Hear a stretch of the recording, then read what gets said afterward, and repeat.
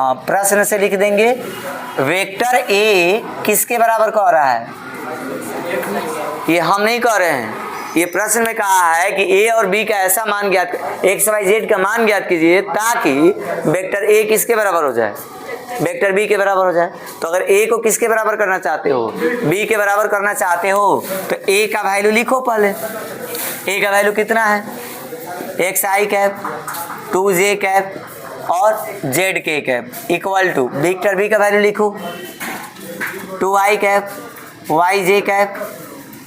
अब प्लस कितना हो गया, लिख दिए। अब दोनों पक्षों की क्या कर दीजिए, तुलना कर दीजिए, आई का आई से, जे का जे से और के का।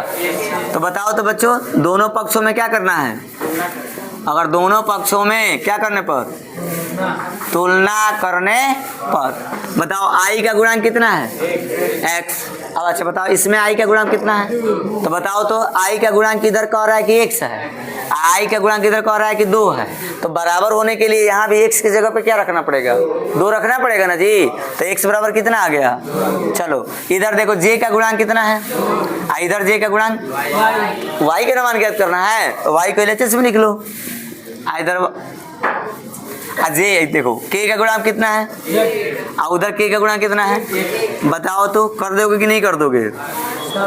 हाँ, प्रश्न से लिख देंगे वेक्टर ए किसके बराबर कह रहा है। ये हम नहीं कह रहे हैं, ये प्रश्न में कहा है कि ए और बी का ऐसा मान ज्ञात, एक्स वाई जेड का मान ज्ञात कीजिए ताकि वेक्टर ए किसके बराबर हो जाए, वेक्टर बी के बराबर हो जाए। तो अगर ए को किसके बराबर करना चाहते हो, बी के बराबर करना चाहते हो, तो ए का वैल्यू लिखो पहले। ए का वैल्यू कितना है, x i cap 2j cap और z k cap equal to vector B का वैल्यू लिखो 2i cap y j cap.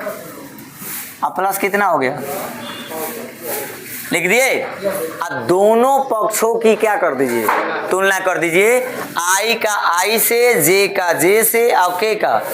तो बताओ तो बच्चों, दोनों पक्षों में क्या करना है, अगर दोनों पक्षों में क्या करने पर, तुलना करने पर। बताओ आई का गुणांक कितना है, x। अब अच्छा बताओ इसमें आई का गुणांक कितना है, तो बताओ तो आई का गुणांक किधर कह रहा है कि x है, आई का गुणांक किधर कह रहा है कि 2 है।